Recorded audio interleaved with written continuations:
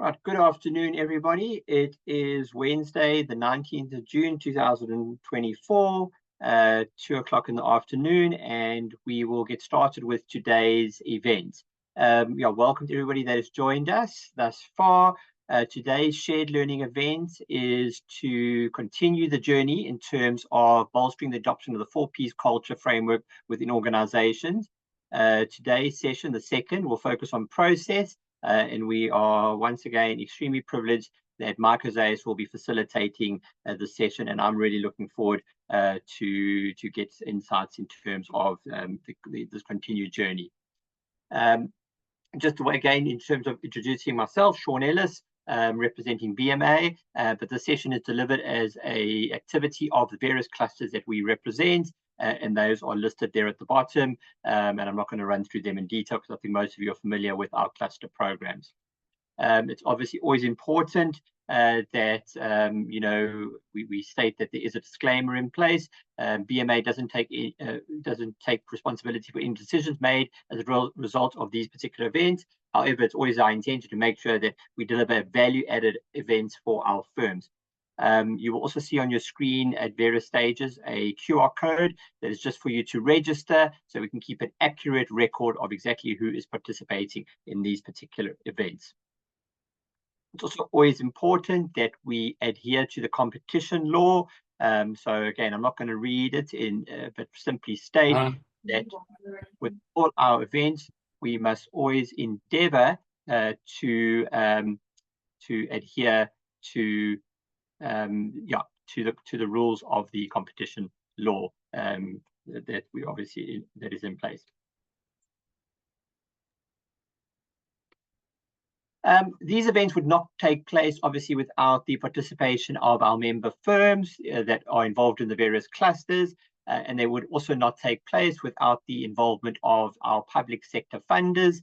In that regard, we must acknowledge our public sector funders in the form of the eThekwini municipality that funds our cluster programs in KwaZulu-Natal, in the form of the Eastern Cape provincial government that funds the East Cape Automotive Industry Forum, as well as in the form of Invest Cape Town and City of Cape Town that fund the Cape Clothing and Textile Cluster in the Western Cape.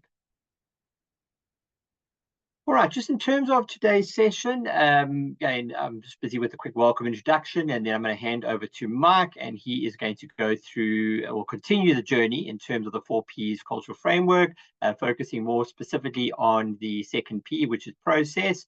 And then we'll also allow for some questions and comments a little bit later. In that regard, please feel free to put down your comments in the chat and questions, and we'll obviously come back to those. And we'll also you'll also be given an opportunity to raise your hand at the end of the session to ask specific questions if need be.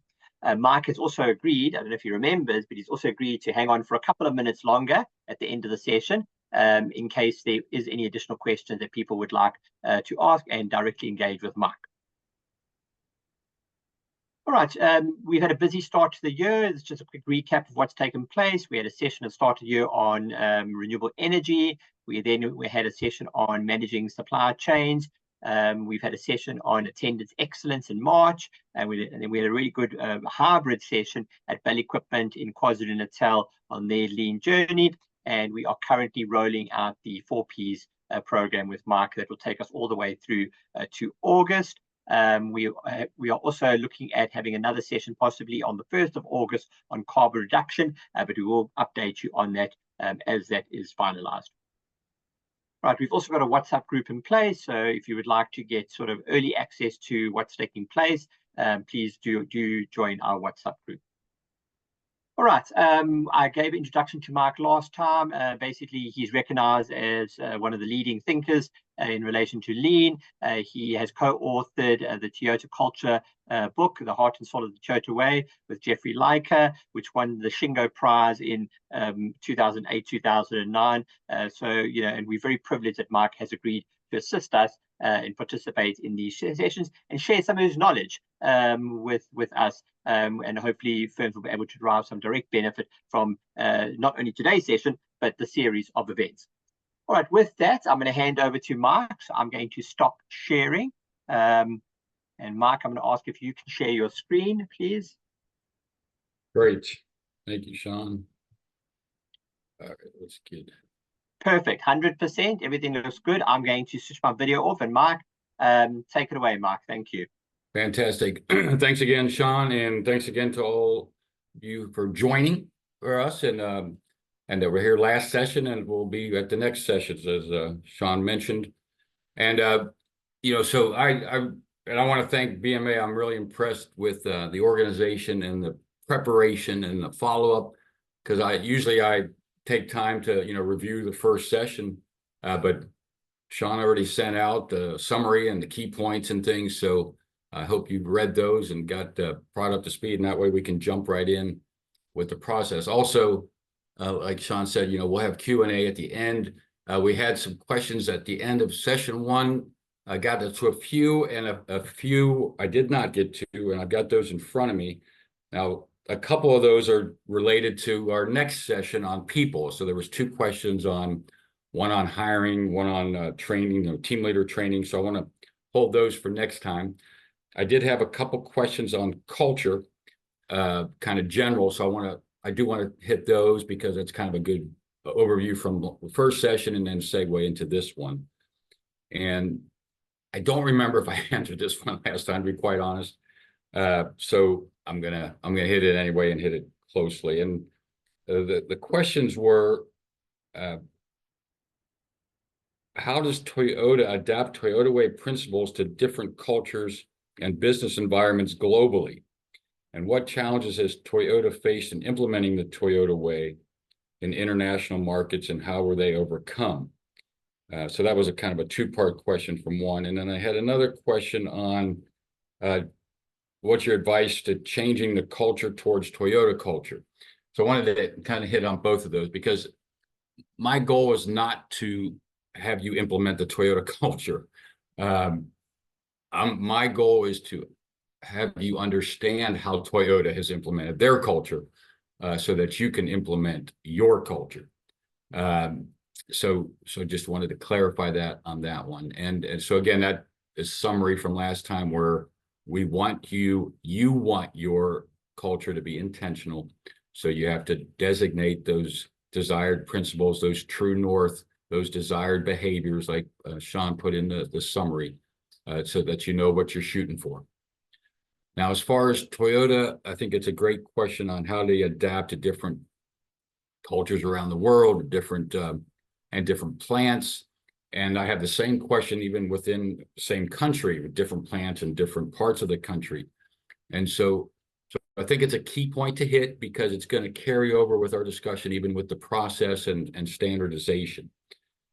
Because every Toyota plant around the world is not identical.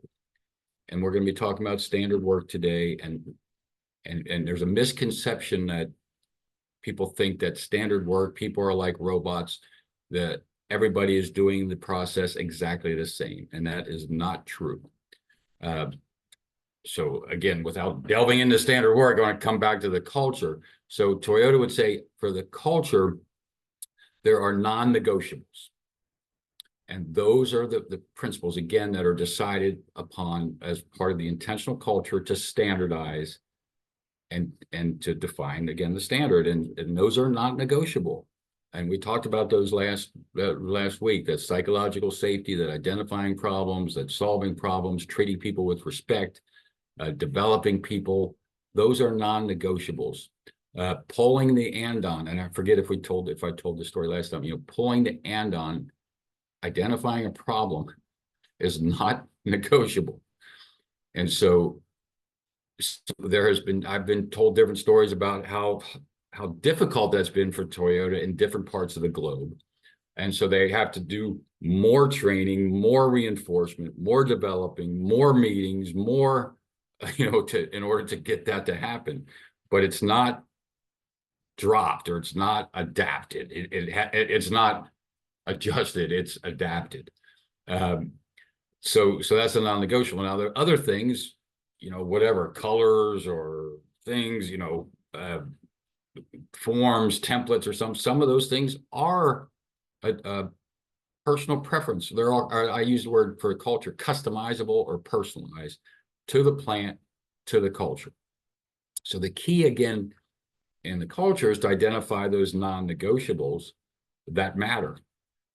And then we'll talk about standard work for a process. It's the same thinking.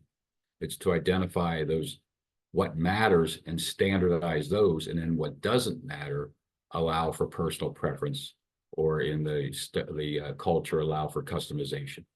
So again, I hope that makes sense, because wow, there's a lot of confusion on it and a lot of unnecessary conflict on it. Again, with plants that I see, you know, the whole non-invented here, and that people don't want to adapt it, and and so so those are not necessary conflicts.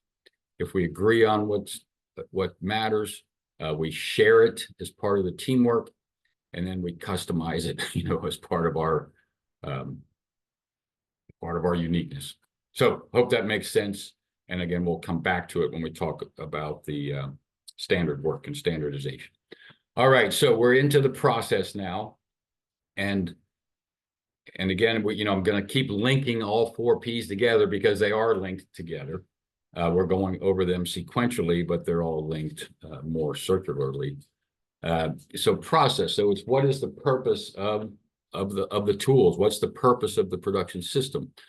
And I forget if I talked about this last time. You know, we take groups to Toyota, you know, probably 6 times a year, and we hear from their leaders, and they have since developed a definition of TPS, or a definition of the Toyota production system, which I've come to appreciate.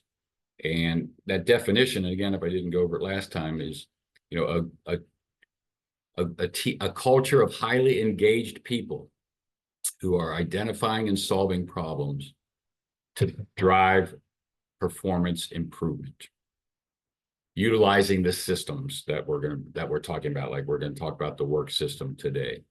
But again, a culture of highly engaged people identifying and solving problems to drive performance improvement. So that to me is a wonderful summary.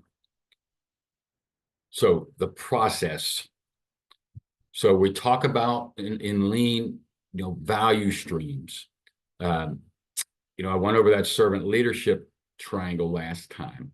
But if you remember that upside down triangle, we were working, you know, for our people, but those people are working on the value stream. That's why we used to call our operators, you know, team members, but value add members. Value add. What's the definition of value add? What the customer is willing to pay for. That's adding value. So all the other stuff is non-value add, right? Or waste.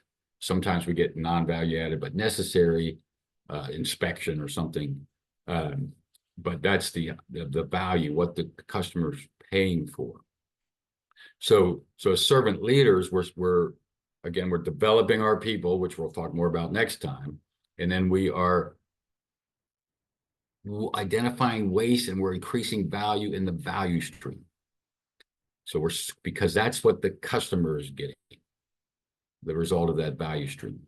And we're all in the value stream. Again, you know, there's direct value stream with the operations, so to speak, but all these supply chain and marketing and human resources and finance and engineering and maintenance all connect to the value stream, right? And so there's also key points here on, you know, are you set up in your organization horizontally or vertically? Are we in silos, or are we supporting the value stream?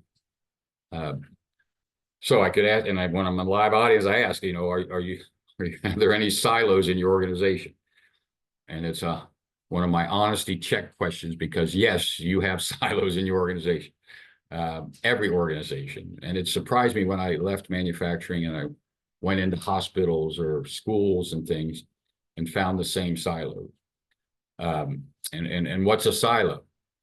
A functional silo is when we're operating in that, and we're only caring about our vertical function and not communicating or not necessarily caring about what that other function is doing. And sometimes our KPIs, our key performance indicators, actually reinforce that thinking and those behaviors instead of not. And so I've got a value stream. Well, I mean, from a hospital too, right? So I also asked, how many of you doing value stream maps? Because again, that's part of the lean process to get us to seeing things horizontally in the value stream, seeing things like the customer sees them, instead of like we see them in our little, again, silo, hopefully not silo, but in our function. So when I went to the hospital for the first time, I did a value stream map. Most of us can relate to the emergency room because we've been there, have a loved one that we've taken there, and I don't know how it is there, but in America, especially 20 years ago, we sat there for hours, literally 2 to 3 hours. We would spend going from one room to the other, one silo, one function, registration, triage, etc. And waiting, and wondering, does anybody even know I'm here? And I joke with people that the first time I did my value stream map in the emergency room, I found out that it's true. They don't know you're there. You're a file on the wall that gets handed from one function to the next. So the same way with our manufacturing process, when we have our parts come in, but we're in lot production and we're building and putting into a box or a crate to send to the next plant or the next process, we're building inventory, we're building wait time. And so value stream mapping is taking one part that goes through the process and measuring that lead time, right? And the long lead time on the value stream is when it's ordered, and then all the way through the process, and then all the way through delivery, and then all the way through to collection of the cash, order the cash, we call it. So that's horizontal thinking, process thinking. So again, when we do it in the hospital, then we would take, when does Mike come in to the door, and follows Mike all the way through and times it to going out the door. And then when we got that time of 2 to 3 hours, of course, everybody was amazed and overwhelmed. And, we didn't know how long it was taking that long. The same way in your factory. I had the same thing with a financial company that does orders on retirement plans and 401ks and things. And so they were getting orders from their advisors, and it's supposed to take 48 hours. Well, it was taking a week, 2 weeks, and more. But when we went to the functions, they all had a standard on how long it should take, 1 hour, 2 hours to process it through their function. And guess what? They were keeping score. And there was 5 or 6 functions, and guess what? They were all green. They all said, we have no problem. That must be them. Every one of the 6 was green and said the same thing. So I usually ask, what was the problem? The problem was the process and the way they were tracking their KPIs and measuring the process. Because what was missing, like this says, most problems are cross-functional in between. So again, they were measuring time in, time out for each of the orders. But the process wasn't measuring how long those orders were waiting in between the functions. And then when one of the orders had a mistake and was pulled offline, no one was measuring that, and that would come back into line a week or 2 weeks later. And then they were back to their hour each function. But then the customer gets it, again, 2 weeks, and they all say we're green. So value stream thinking, horizontal thinking, obviously we changed the way they were measuring those orders coming in, and they were measuring each order, how long it took to go through, wait, go off, come back, wait, and go through. Totally different picture. And I told them, and I'm telling you, that's the picture that the customer is seeing. That's why we want value stream maps, value stream thinking, because that's what the customer is experiencing. So they changed their KPI, their measurements, their KPIs, and it was horrific. But now they could go into their problem solving. And they did. And then they got it down to less than 48, a true less than 48 hours. And they found out 90% were less than 24 hours once they did their improvements. Customers were very happy. So that's value stream thinking, value stream problem solving. Hope that makes sense. All right, so now we get into again, some more specific TPS tools, Toyota Production System tools, lean tools, and what is the purpose of the tools. Now, again, I like this slide because it connects to our true north. If you remember last time we talked about the why and the long-term mutual prosperity. We talked about the how with the teamwork and the problem solving. And I hope we talked about the what with building the highest quality, the lowest cost in the shortest amount of time. So that's, again, what your customers want. Your customers want those three things. We can put different definitions or different terminology, but they want high quality, quickly, at a low cost, right? And again, I was taught at Toyota, if we do those three things, we've got sales, we've got growth of revenue, we've got growth of market share. If we can have the highest quality, the quickest time delivery at the lowest cost, you'll have sales. So those are again, that's that true north, what we're trying to accomplish. Now, Toyota's also was, while respecting those who do the work. So that's where we get the job security, no layoffs. I think we talked about last time. And obviously going home safe. And then that HR, that HRD, that developing your people, which we'll get into next time. So I love this connection to the true north, because again, that's what we're trying to accomplish. So I always talk about, these people that are putting in lean and stuff, and they're putting in lean in order to put in lean, or they're putting in tools in order to put in tools. And the tools have a purpose.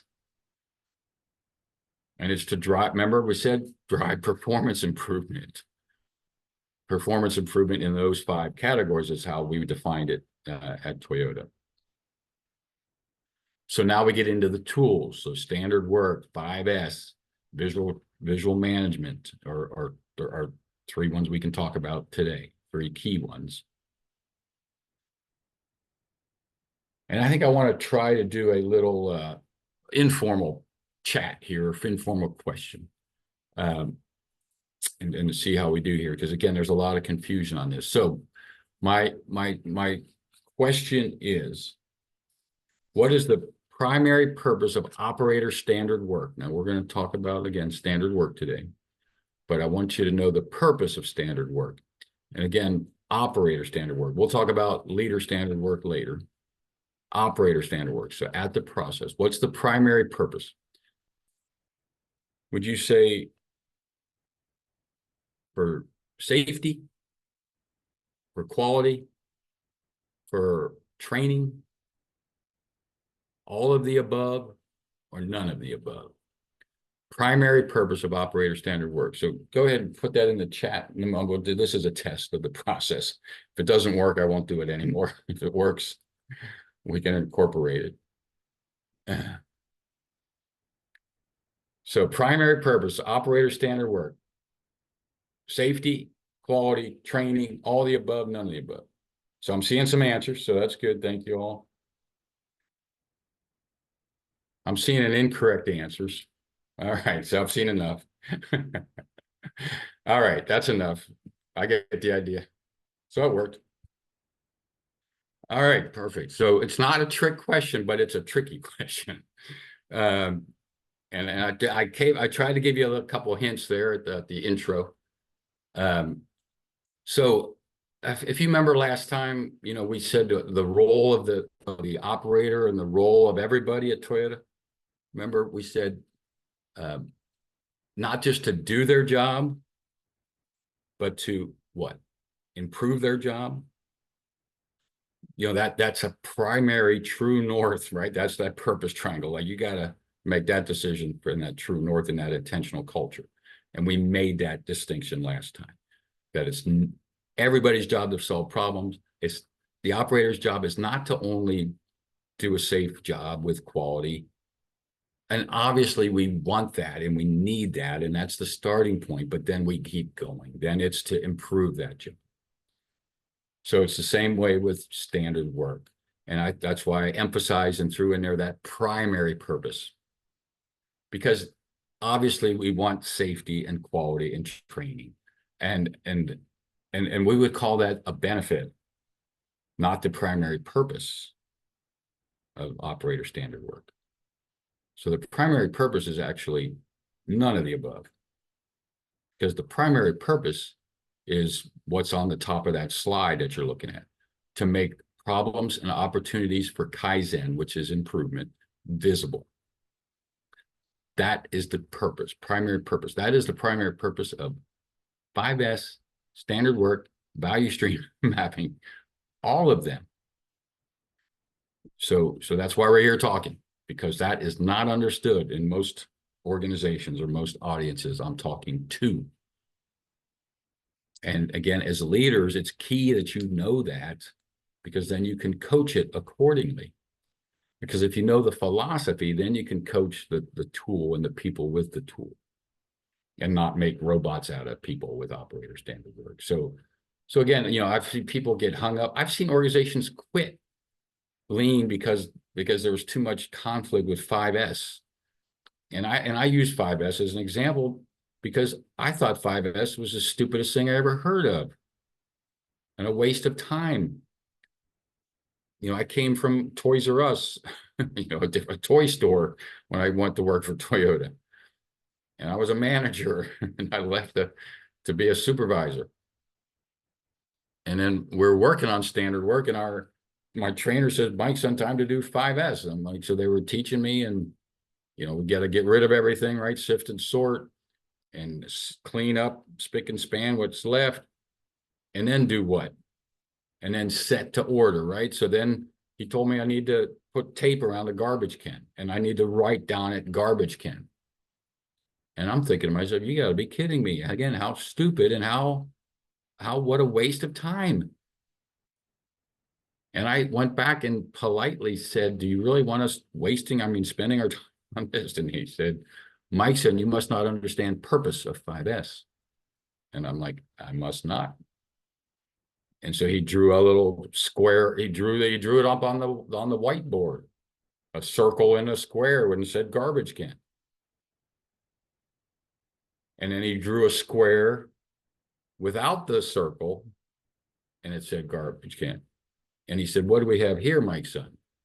And I said, a missing garbage can. And he said, no good, Mike's son. I think we talked about no good last time, right? And when my thinking or my behaviors aren't matching the Troy way. And he said, no good. That's not no garbage can. And he went to the blank part of the board and said, that's no garbage can. Garbage can was here yesterday. It's not here today. There's no garbage can. What is this? Pointing back to the circle, the square that said garbage can, but had a missing garbage can. Then I said missing garbage can. And so, is there a difference between no garbage can without the square, or a missing garbage can with the square with no garbage? And the answer is yes, of course. Remember, we talked about last time, what's the definition of a problem? If there's no standard, there's no problem. If there's no standard, there's just a phenomenon. So that same thing, if there's no square that says garbage can and there's no garbage can, it's a phenomenon. It's not a problem. But if there's a square there that says garbage can and there's no garbage can, then there's a problem, because we look at the left side of your screen, because there's a standard and I got the abnormality. Now I can work to close the gap. So 5S is plan, do, check, act. It's teaching that basic: set the standard, identify the gap, close the gap. Big difference than a waste of time, right? Taping off stuff and writing a garbage can. Everybody knows what a garbage can is, I'm thinking. So purpose of 5S is plan, do, check, act thinking. Now you get benefits of cleanliness and safety and quality and all that, right? But the purpose is, again, to make problems and opportunities for Kaizen visible. Because I learned very quickly that the easy part was putting tape around the garbage can and writing garbage can. The hard part, of course, was anybody who's been in manufacturing knows keeping the garbage can in the square. And worse, when I'm a leader, I walk past the empty square. What have I just told all the people there? That standards don't matter here, that abnormalities don't matter. 5S audits not till next Tuesday, so I got till next Tuesday to worry about that. That's so bad, no good, no good, no good, right? So that's the foundational plan, do, check, act. And as you'll see that remember we said that the TPS says the culture is people identifying and solving problems. So the purpose of the tools is to identify problems so that people can solve them. The tools can't solve them. The tools can help expose them. And the culture and that freedom of psychological safety can help expose them. Now we need to have people capable to solve, which we'll talk about the last two sessions, right? So again, once you understanding the purpose of the tools, I remember in the book, and I forget if I talked about this last time, but I interviewed a lot of Japanese, but a couple of their answers were the same about this idea of that, because I asked them, what challenges do you have with us in Kentucky? And they said, we were putting in these systems, these tools to expose problems, to lift problems to the surface. And you all were running around, hiding them, pushing them back under the table or the carpet or whatever, or going like this. It's not my problem, it's their problem. That whole, again, hiding problems instead of understanding the culture is meant to expose them and the process and tools are meant to expose them. So that's the thinking way I want you to get out of this. Because if you have the thinking way right, then you can use the tools to do it. If you have the thinking way wrong, causes a lot of conflict and waste. So the trainers also along the line taught me the 4 PDCA questions, which I thought of it now, so I'm going to give it to you now, and then hopefully I'll come back and reinforce these. So the 4 PDCA questions, and we talked about the first 3 already last week, and again quickly this morning, or not my morning. So the 4 PDCA questions, what should be happening is the first one. And that's what's the standard. Remember what true north, that's your principles, your desired behaviors. With your standard work, it's your current best practice. With your scoreboard, it's your metric that you're trying to hit, your target. What should be happening is your first PDCA question. Your next PDCA question is what is actually happening. So again, you got your future state, your ideal state, your target, your goal, your standard, all those mean the same thing in the thinking way. Then you got your current state, what is actually happening. Then you compare the two. Most of the times you'll get your gap we talked about last time. So you've got your abnormality or your gap. We use the term gap. A lot of the Japanese used abnormality. I got this slide from Japan. So what should be happening, what's actually happening, do we have a gap? Those are the first 3 questions. And remember from last time, those are the problem identification questions. I think we talked about last time, again, those Japanese, they separated problem ID from problem solving as 2 different processes. And I didn't understand that until I understood some of these things we're talking about now. So obviously they're connected, but it is 2 different things. And I've done problem solving training at a lot of companies. And again, you'll get an hour of it here in August. But I've learned most of the issues in companies are problem identification. I was at a company last week, and we for 2 days, and we got I appreciate the production head there. It's like, we got to clear the fog, was the term we picked up on about the first morning and then carried it on. The problems were not clear. The way they were tracking their defects, it was all put into a big bucket and it wasn't clear. The way they were tracking their productivity wasn't clear. It didn't make problems and opportunities for Kaizen visible. It was foggy. And so that thinking and that philosophy, that principle is really going to be helpful for you if you can get it in your head.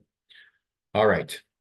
So, well, that's the fourth question is, what are we doing about it? All right. What are we doing to close the gap? So that's the problem solve.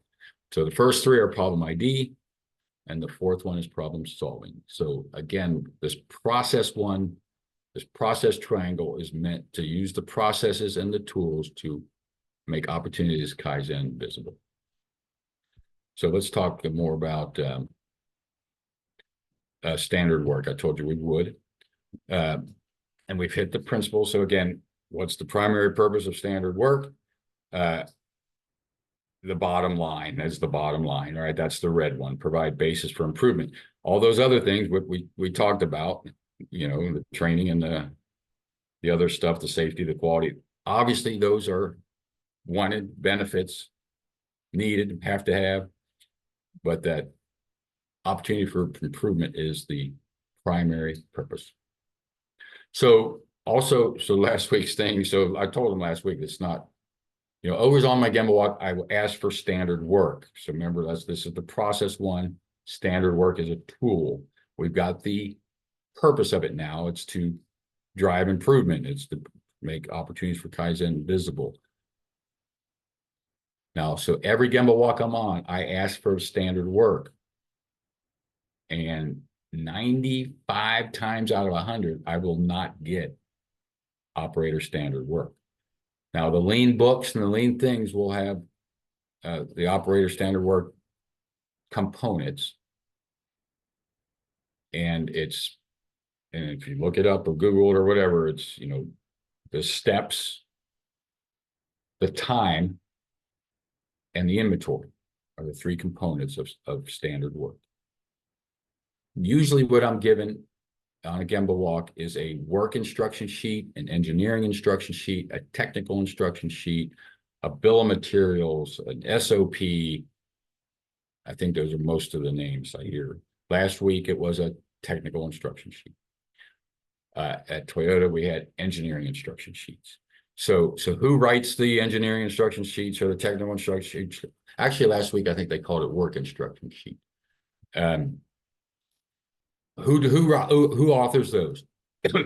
9 times out of 10, 8 times out of 10, engineering, sometimes quality engineering, sometimes the CI team or whatever. What's the purpose of it? We had them at Toyota, the engineers did them. What was the purpose of it? The purpose of, I say, is to summarize, is shipping quality. It's like the quality, the specs of the process. If it's a bill of materials or I'm in a food company, it's the specs of the recipe and the temperatures and I need those. When I'm building my car, I had, what was the spec of the bolts on the fuel tank and the kilograms per centimeter squared, how many times I have to do my check, my delta C check. Engineering, technical work instructions, not standard work, not operator standard work, because operator standard work has steps, time, and inventory. So the purpose of the work instruction is, again, hits your specifications, hits your quality, like we said earlier. The purpose of operator standard work is improvement. And so 94 times out of 95, when I'm given a work instruction engineer, there's no time on there. There's no cycle time. And there wasn't a Toyota because that wasn't the purpose. And they weren't on last week's, the time. And that's one of I just had a webinar or a phone virtual call yesterday. So we're going to work on getting cycle times for each of their processes. How else can we improve it if we don't know what's currently happening? So standard work is cycle time. It's the steps plus the cycle time. Now, there's where sometimes there's confusion on all these times. We just talked about lead time, now cycle time, your tack time. So we already hit our lead time on our value stream. So that's order to cash or end to end, tip to tip, wing to wing, whatever the terminology. So we want that because that's going to help you with your customer delivery and with your reducing inventory. Cycle time. Well, now then we'll go tack time. Could be another poll question, but what's tack time? So tack time is based on customer demand. So tack time is not done by most manufacturing. They just work on cranking out as many as they can, and then reducing the price if they've made more than the customer wants.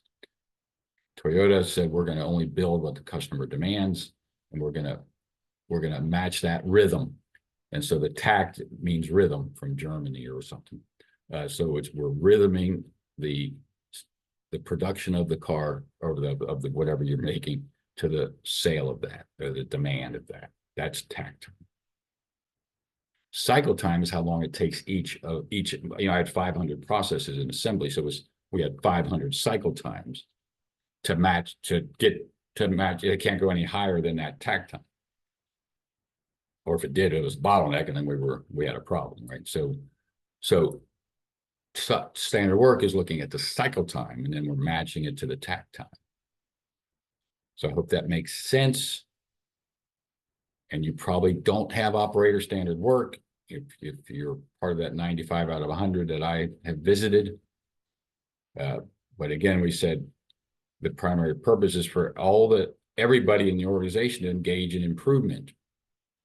So this is the vehicle or the tool of which the team members can engage in improvement with the operator standard work, because the purpose of it is to improve.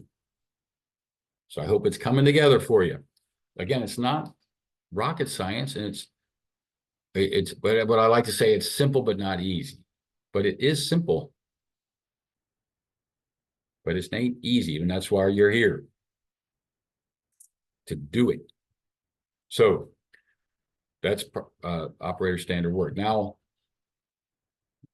the other 5 times out of 100, I'm given a training document when I ask for standard work. And training is important.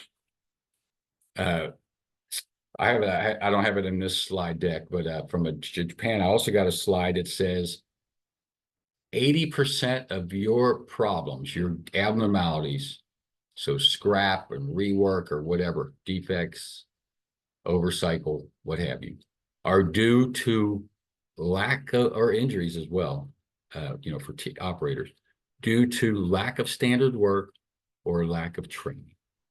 So issues with your standard work or issues with your training. Those two systems are responsible, the Japanese would say, for 80% of your issues. Now, that's the Pareto. So maybe it's 20% of your system, you can get 80% gain on it. So I always recommend people, remember our Shingo model discussion, like which systems are driving your behaviors and are the behaviors you want and that are driving your results. Well, this one lines up. So if you could look at your standard work system and your training system that are driving your people's behaviors, you will get improvement on those results of safety, quality, delivery, productivity, and cost. I guarantee it. I've demonstrated it in several organizations. So this is a different system. We'll talk about it maybe a little bit more with the people development, but this is, it's even standard work. I was like, does that go under process or people? Standard work is more obvious, to go under process, but it really is the one where the process meets the people in standard work. And so training is more on the people side, but it links with standard work.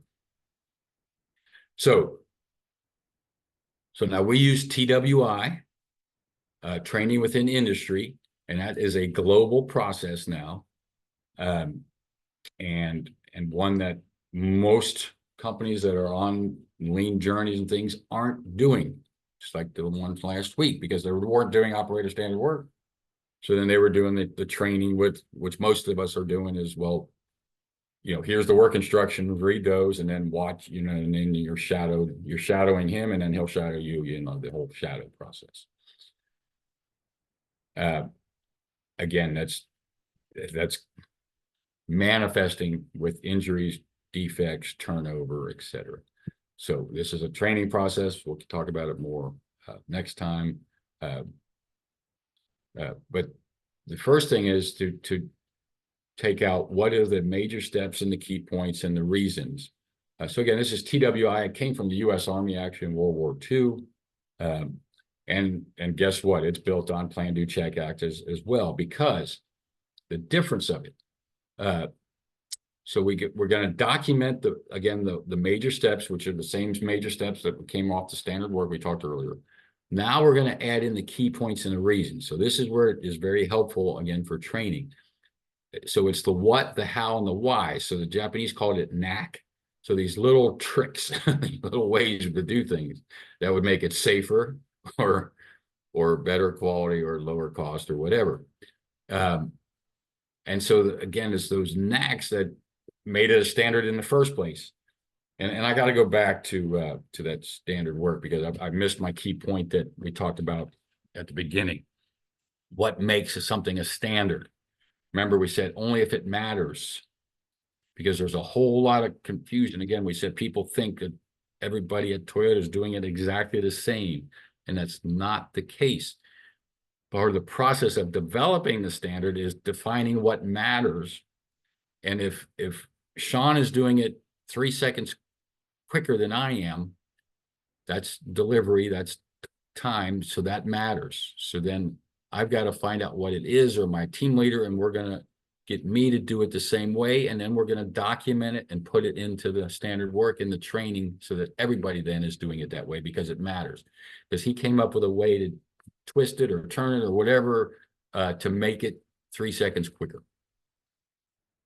And if we don't standardize it, then the rest of the team and the rest of the shifts aren't benefiting from it.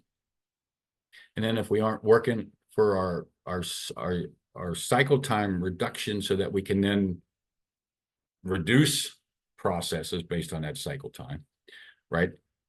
Then the customer's not benefiting. So that's again where the team member improvements. If we keep reducing those seconds, like Sean just got us 3 seconds. If we get, if we have a 60-second takt time and we get 60 seconds, now we're able to reduce a process. So again, we're standardizing what matters, and then when we keep driving that improvement. So people sometimes get confused on that, and they say, well, give me an example of something that doesn't matter. And so the example I give is left hand, right hand, because I was in chassis shooting in fuel tanks and suspensions, and it didn't matter if I shot it left hand or right hand. I don't know how well you can see my wrist here, but so on the right-hand door of the cars, we went to a Texas truck plant, and we went up the right-hand side, and everybody was shooting with the door open, the right-hand door open. They were shooting with their left hand. It was very obvious to everybody on the tram because they were asking about it when we got back. Like, what's the deal with everybody shooting left hand? And do you hire left-handed people, or what? Why was that happening? And so I explained to them, if you shoot on the right hand, with your right hand, look at my, my wrist is cocked. That's bad ergonomic condition. If I shoot with my left hand, it's straight. Good ergonomic condition. So there's a difference. It matters. So on those, however many 10 processes, the standard is to shoot left-handed. Why? Because of safety, ergonomic, carpal tunnel. When I'm shooting my screws up straight up at the bottom of the car, I can twist, I can turn my body. It doesn't matter left hand, right hand. So it didn't matter. So we didn't standardize what hand to use. Hope it makes sense. And then again, that was my kind of check when I was in a group of operators, and they're having these discussions, hopefully not arguments, sometimes arguments on, which way is better, blah, blah, blah. And it's like, well, measure it. That takes the emotion out of it. And then if we can measure the difference, then that's the standard, right? It doesn't matter who's who's doing it that way. It matters what the metric, who's again getting that, who has the matter, who has the difference, safety, quality, productivity. So again, I hope you get that point. That helped me so much as a supervisor. It helped me so much as a manager. And I hope you get that. I hope you get the key point that standard work and training are two tools that are often ignored and not utilized for training, much less improvement. But if we can do it on the training, again, you'll have benefit. So just to finish this one. So again, we get the major steps, key points, reasons. Then we share it. Sean comes in new. We share it with Sean. We're actually going to go over it 7 times. I'm going to do it 3 times. He's going to watch me.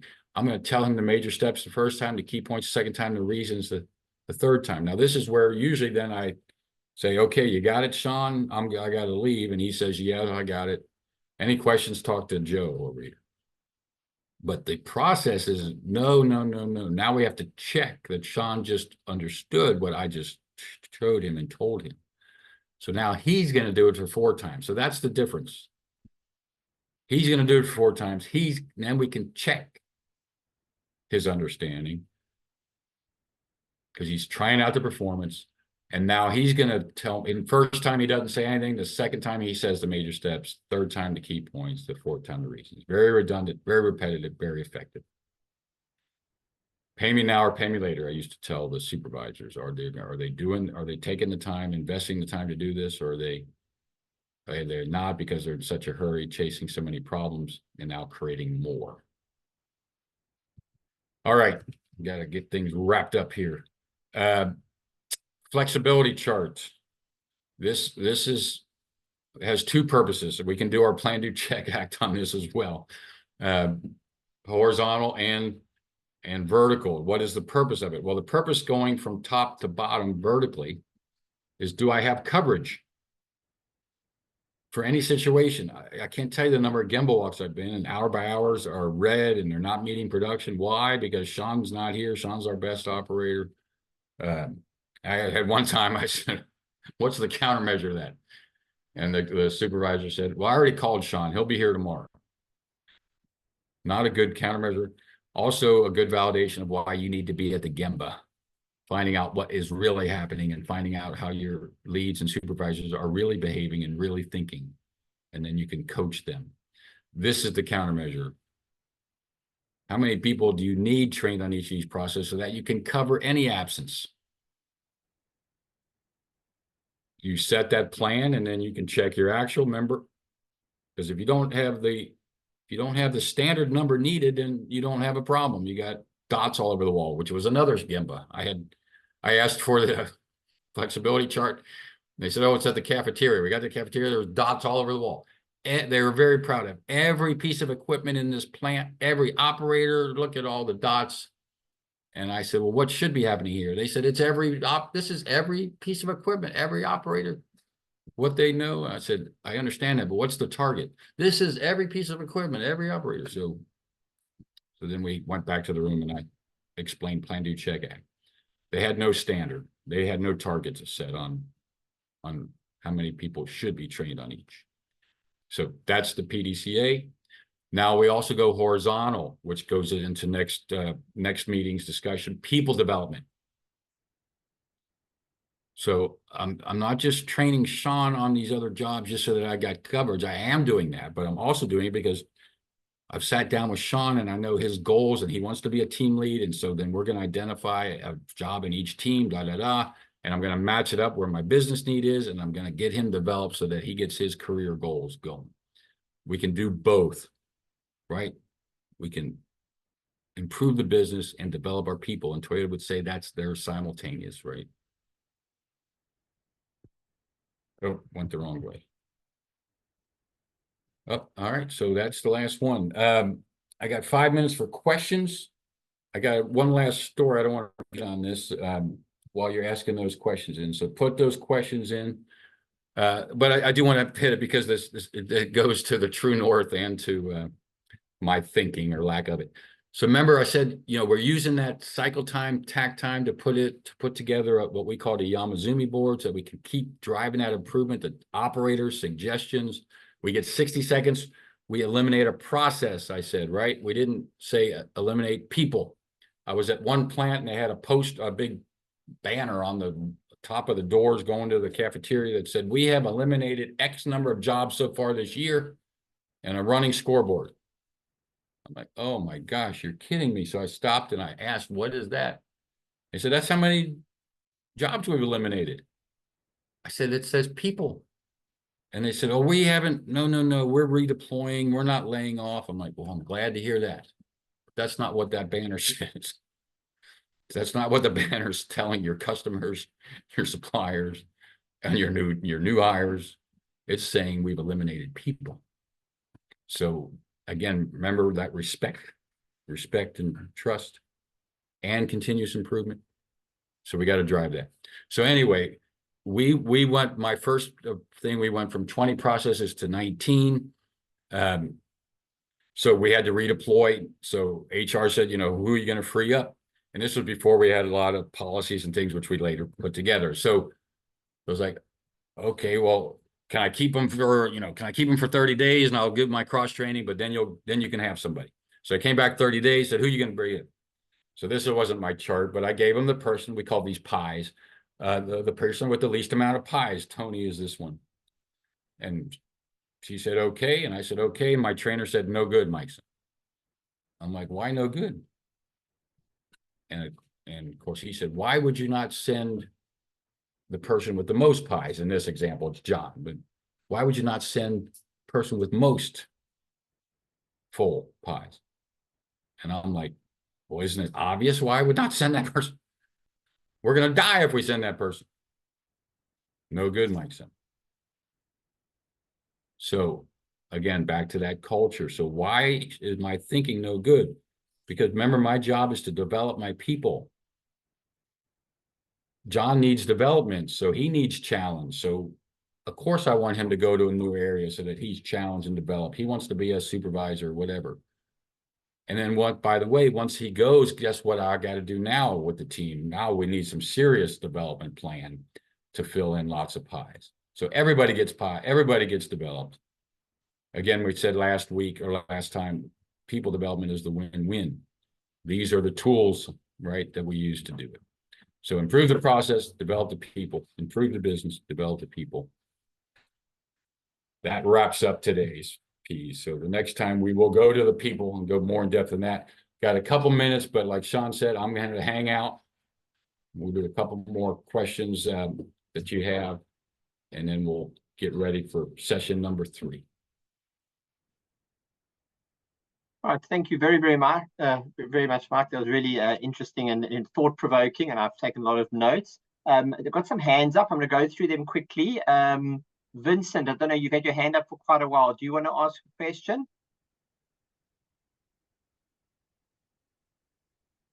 I'll just maybe move on to, is it Sotombela? Sotombela, your hand is up. Please go ahead. All right, or Zanele. Zanele, your hand is... We might have shy people, Sean. Yeah. Maybe you could write them out. I don't know. Yeah. All right. Well, it is a question in the chat. So I'm going to read it. It's quite long, but I think so. It says, sometimes when you set the standards, a team member becomes obsessed with it, and teamwork or helping out with other urgent work becomes frowned upon by them. How do you keep them focused on the standard, i.e. KPI, they have, and still be flexible enough to adapt and help on other urgent matters? That is a great question and a very real one. I can tell that person is actually doing it. So it's because when I go through standard work and there's training stuff and there's no questions, it's like, that's because you're not doing it. So I can tell that person is doing this, because when you do it, like I said before, these conflicts, and we don't want to make arguments, but for lack of a better word, these things come up because that's reality. So So a couple principles to go by. So remember, and I don't think I hit it, like who is responsible to develop the standard work? We said the engineers do the work instruction, the engineering instruction, but we want the people doing the work to be developing the standard work. Key point. And when I ask why, people say, well, for buy-in. I'm like, that's a secondary reason. The primary reason is because they're the expert. At Toyota, that was a true north for us. Team member is the expert. Don't forget it. You work for them and they're the expert. So that's why you want them to be part of developing that work. Now, in reality, the team leader has that role, and they're going to be, again, engaging them and getting the team together and getting that input from them. And then part of their development as a team leader, then they'll be writing it. But obviously they'll have input into it because they're the experts. So because of that and that buy-in, then that's built in. That's when you'll have those discussions, and that person will agree or disagree, and then that's where you'll work through it. But again, if we have the facts, well, it's this, then they'll understand the why it's the standard, because they'll have their idea out there. But if it matters, their way was not as quick or not as quality or not as safe. And so then they understand, oh, okay, well, that's why this is the standard. So if they understand, again, if they have input into that development of the standard, then they'll understand the connection to the safety, quality, and the productivity. And again, the measure of that and the taking that emotion out of it, like we said, then they'll have the buy-in. Then they're doing it. So again, that doesn't mean you won't have those conflicts or those discussions, but you'll have it while you're developing the standard instead of afterwards. And then afterwards, if they have a better way, a quicker way, a safer way, then very good. Let's see it, demonstrate it, and then we'll make a new standard. Again, simple but not easy. So I go through all that to say it's still not easy. But again, we got to understand the principles, which are simple, in order to work through those complex examples. I think for me, one of the key takeaway points from the first session, this session, is the importance of having the standard in place. And I think, you made the point, no standard, no problem. And that sort of stuck in my mind, and I see it evident at companies. When you got a standard, you've got something to measure against, right. And then you can sort of say, we're meeting the standard or not. When you don't have the standard in place, it can almost become subjective if you are achieving the target or not. So that's been for me a key point. Yes. There's another interesting question that's been posted, and obviously this is where I'd also like to call in your sort of, let's call it your experience of dealing in other countries. So this point that's been made is South African people don't respond well to being evaluated. What does this say about the South African culture? Do we offer, and I'm going to use what they said, sexy bacon as rewards? So they say our culture is maybe different to other people's culture. What is your response to, when people use that as a sort of a statement? We different to, and I imagine you experience that in America as well, which is a very big country. I caught 80% of it. I didn't understand the one phrase with the bait or something like that, but I think I'm good.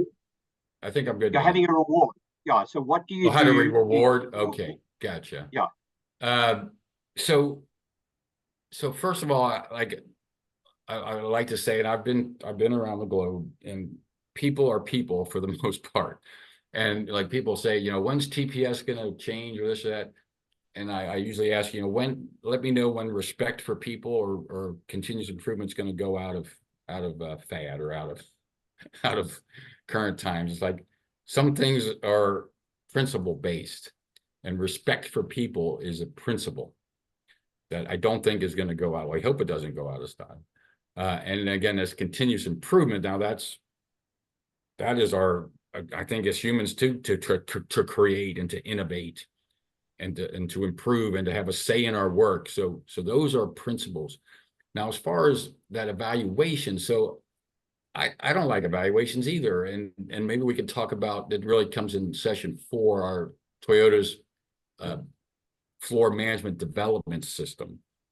And so it was meant to set the standard. Remember we said clear the fog. Like last week, they didn't know where the defects were coming from, what area, much less which team member. And so they couldn't coach the team member. They weren't solving problems, and they didn't. And so again, we're going to change that. But so we didn't know if they had training issues, whether it was onboarding, but they were getting lots of defects at the end of the line, and they were tracking them all and scoring them all, just not identifying and solving problems. So my point is, when Toyota put in this visualization floor management system, which we'll talk about in session 4, it actually got rid of the team member evaluation, the yearly evaluation, which nobody liked, because the two beefs on the evaluation was, why are you waiting now to tell me this? Why aren't you telling me this as it's happening? Like, good question. So the floor management system should be daily, real-time feedback to people, and that coaching, like we just had a defect of problem solving, what happening, so that worked phenomenally. The other hit on the development thing was, on pay. This isn't impacting our pay, so why are we doing this? So at Toyota, the pay was based on performance, of the safety, quality, productivity, and cost, and HR. Again, we'll talk about that in session 4. So that was meant that everybody's part of the team, and everybody's wanting to solve these problems, and everybody's wanting the highest safety, the best quality, et cetera, right? So that's back to that person with the standard work. It's like, well, are you not wanting these things? So why would you not be following standard? Why would you fighting the standard work if this is the way we've demonstrated the highest quality, lowest cost? So the same thing on the evaluation. So again, we got rid of evaluations. Now we call it coaching and feedback and problem solving. Now, when we got rid of those evaluations, what we found, again, we took care of the, why are you waiting now to tell me I've got problems? And we got rid of the pay doesn't impact us. So we took that right back to the daily management and those indicators. But we lost the career planning. Like, what does Sean want to do? What are your goals? So then that was put back in, but that was put back on as a development plan, right? So like, what do you want? So then they like that, because now you're helping me reach my goals as a person. So basically, evaluation, maybe not a good word, because again, who likes to be told, again, sitting down once a year, how everything you're doing wrong. So we built it into daily coaching, but then brought back the career planning, career development on how you want to develop. So those two things took care of that issue. Because again, human nature, who wants to be critiqued? But if you're coaching me because you're trying to help me meet my goals, that's a different thing. Thanks, Mark. Rajesh Govinder's got his hand up. Rajesh, have I pronounced that correct? Hi, Sean. It's actually Rogers, and I'm a lady, but many people get my name wrong and think I'm a guy. So you're forgiven. I just have a question for Mike. Mike, I was the one that, raised that question you said was a good question, because I've been rolling out KPIs, and there's been a lot of resistance in that process, the conflict that you speak about, but we've worked through a lot of that. What I find very interesting is that this whole culture that you describe is about problems. Identify the problems and let's solve the problems. And obviously with the ultimate objective of quality improvement at the cheapest or lowest cost to the customer. What does Toyota do, and does it actually focus on when things in the whole work stream process is going well? And there aren't any problems. How does it celebrate that, and how does it handle it? Yeah. Oh, that's good. That's good. I don't know how many people dropped off, because I got a couple good stories on that one, and I want to save those for later. So I think we talked about last time, no problem is problem as well. So we had to teach the Japanese how to celebrate. So they were always on to the next problem. It's like, and I got, where I was all green, the guy, I had all my charts green, my safety quality. He's like, no good, Mike, son, you have no problem. And I told him my celebration. So then it's you lower the goal, you raise whatever, right? You make it more strict so that you make more problems. Because I was gonna say, when you said we had no problems, I'm like, that's a problem, because that's the true north, right? You can never get zero injuries, zero defects, one piece flow, true one piece flow. Like, so you'll never have no problems. You'll never have no problems unless, again, you got your KPIs set not low enough. And that's the true north and the target setting. So we got to talk more through that probably on session 4. So Toyota would handle, but so again, we had, and this is one of those cultural things maybe. So American, we had to teach them, hey, we got to stop and celebrate. Hey, we just hit all our targets. We just hit all our goals. Let's have a pizza party. Let's have a thing. Now we'll go on. Now we'll lower the target, make all red again, and then do it all over again, which was their way. So then I also thought back on your thing. Now, again, those KPIs. So we were all gave our performance award based on the same 5 KPIs. So all 8,000 of us were the same team trying to improve those indicators. So that had a great impact on teamwork. Remember, we said, and get rid of those silos, so that, and then everybody's focusing on those customer KPIs. So then Sean becomes my partner instead of like, why are you wasting my time, Sean? Tell me about your problems, because his problems are my problems if we're recognizing, rewarding based on the total. So we'll talk about that more even next session, session 3. So again, good questions. We need more time to unpeel that and unravel it. All right, Mike. There's no more hands raised. There is another question. I don't know if you want to answer it now, or maybe hold it over to session 3, which is on the 10th of July. Is how do you manage a unionized environment with social and ideological issues like South Africa? So it's and I don't know if that's more relevant for session 3, or if you want to maybe talk quickly to it now. I'll do both probably. So, well, I guess all the Toyota plants in America are non-union. That's a different process here, I'm sure.